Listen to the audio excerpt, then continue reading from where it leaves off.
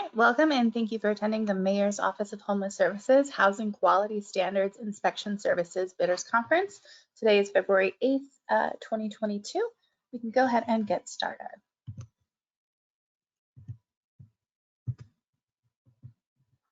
Okay, note if you have any questions during the presentation, please feel free to post them in the chat box. This webinar is being recorded. All presentation slides will be posted to the MOHS website and shared with registered participants after we conclude today.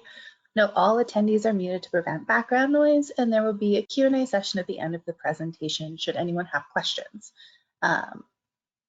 If you think of any questions after we finish up today, these can always be submitted via email to mohs.hsp.application@baltimorecity.gov. So quick agenda for today's presentation. We'll talk a little bit about MOHS and what we do. HQS Inspection Services, we'll discuss the project types that are part of this RFP, the inspection services we are looking to procure, required documents for submission as part of this application.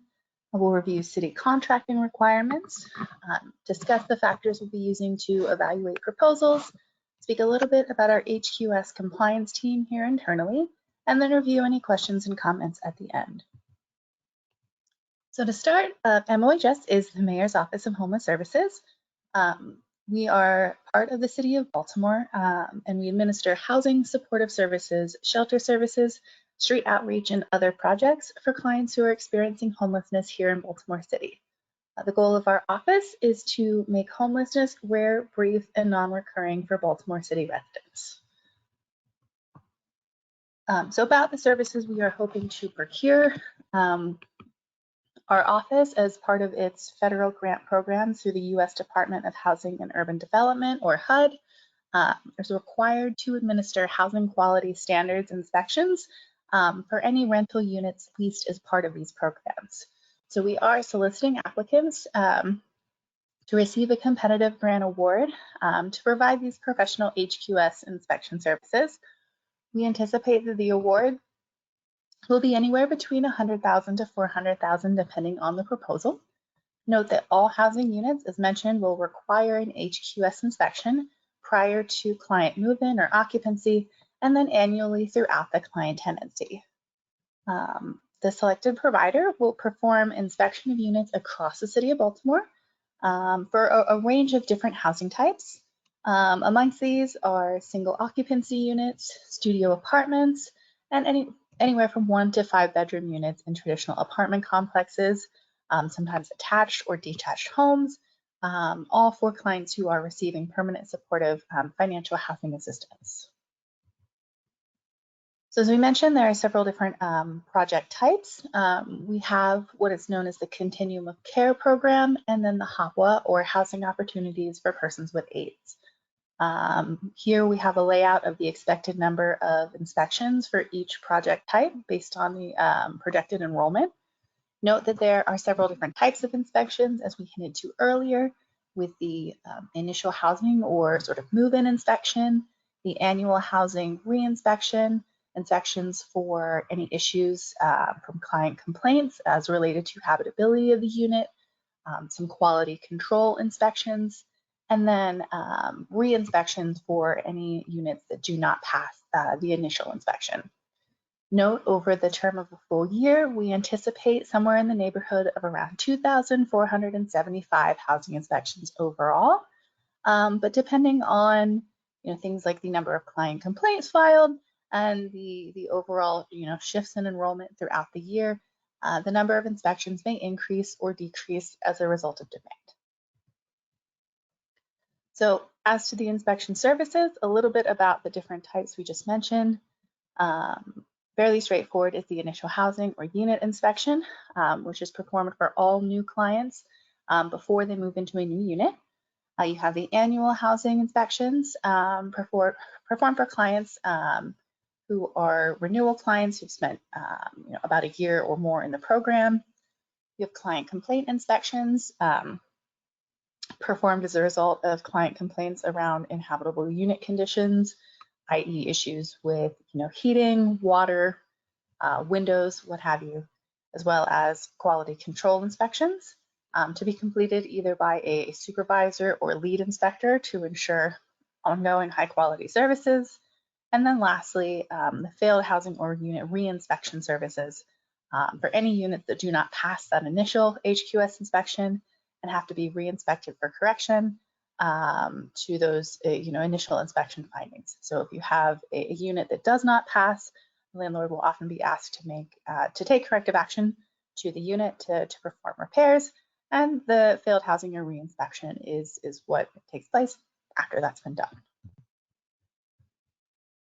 So during these inspection services, MOHS program staff will work closely with both the nonprofit service provider and the inspection company to send these inspection requests to the housing inspection company.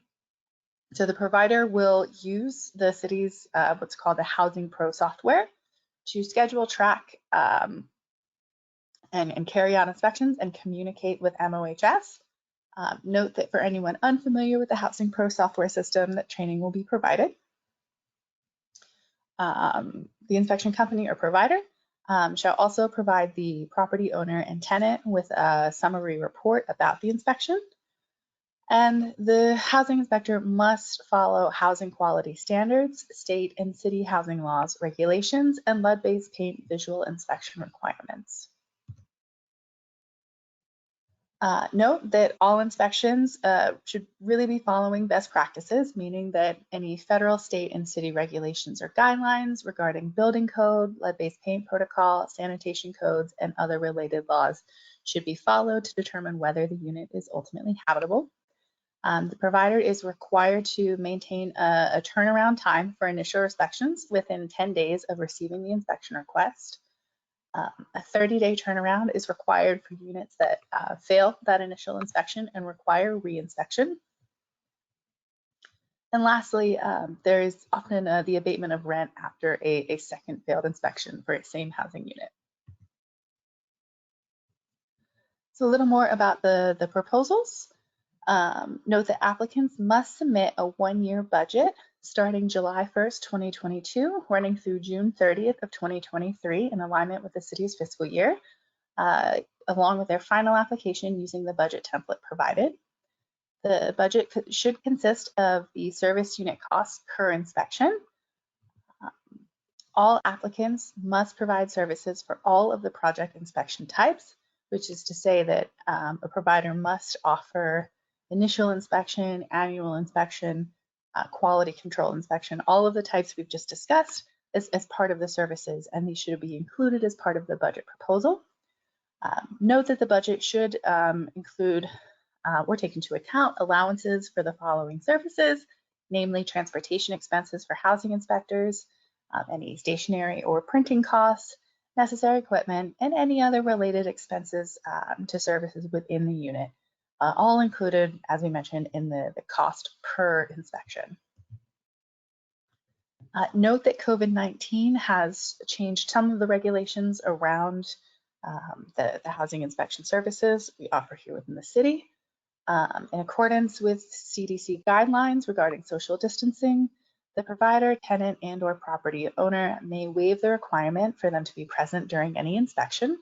Note that the inspection company or provider is required to maintain a timely notice of failed inspection conditions if the tenant and/or property owner is not present during the housing inspection.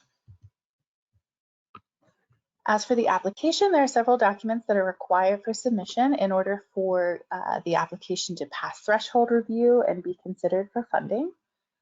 Note that the Housing Quality Standard Inspection Services application must be included and completed, included, and submitted. The project budget for 1 year following the provided template, along with the inclusion of the Articles of Incorporation and bylaws, a current certificate of good standing from the state of Maryland Department of Taxation, federal tax exemption determination letter if your organization is a nonprofit, well, a copy of your current housing inspection and lead-based housing inspection licenses. If your team currently has housing quality standards certification, a copy of this should be included as well. You will also need to include a list of the board of directors or project organizational chart, including the name, title, email, and phone for each staff position. And lastly, the most recent single audit or independent financial audit of your organization. For contracting with the city, there are some additional requirements, namely the certificate of liability insurance. The following insurance types will be required in order for the city to execute a contract with the selected company, namely professional liability errors and emission insurance with a minimum of $3 million policy, workers' compensation coverage, general commercial liability insurance for a minimum of a $3 million policy, business automobile liability insurance for a minimum of $1 million, fidelity coverage, and cyber liability insurance, again, a minimum of $1 million in coverage. Lastly, if applicable, minority business enterprise or women's business enterprise participation. And note that the selected applicant will be reimbursed expenses for each month of the term. So as we receive these proposals, they will be evaluated in alignment with the following factors. Namely, we will be looking at the project description. So the applicant will be evaluated on the scope, experience, and proposed outcomes of the project, as well as their understanding of Baltimore City housing inspection rules, federal housing quality standard inspection guidelines, and other related project services. Next, we will look to the organizational capacity of the applicant with an eye to the operations, fiscal, and data capacity, organizational management, and overall familiarity with government and fiscal contract responsibility.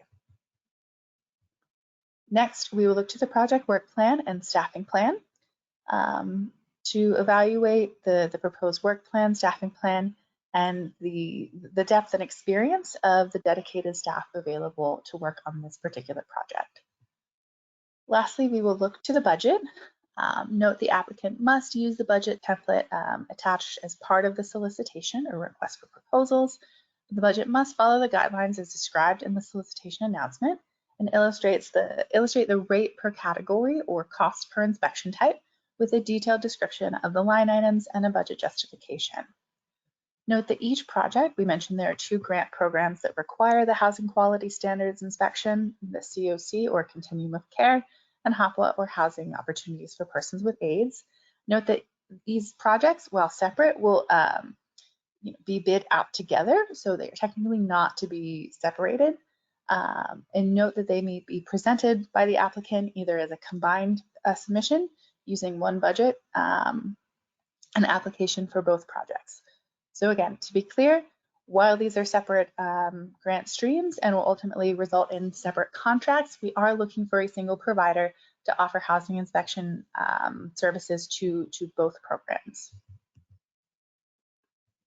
And now we will mute the webinar for any questions and answers. So note, please submit your question using the chat function to your right.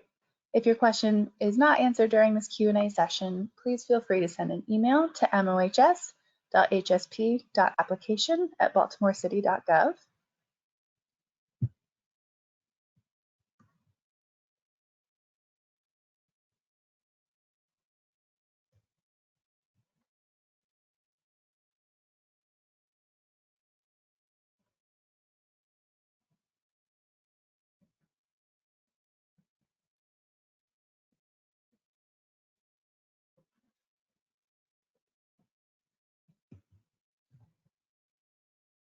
All right, seeing as there are no questions, thank you for your time and your interest in the Housing Quality Standards Inspection Services. As a reminder, all applications and supporting materials are due to our offices Friday, March 11th by 5 p.m. Note that all submissions must be in PDF format and emailed in their entirety to mohs.hsp.application@baltimorecity.gov. As we mentioned, any questions should be submitted to this same email address. And thank you again for your interest. We look forward to reviewing the proposals.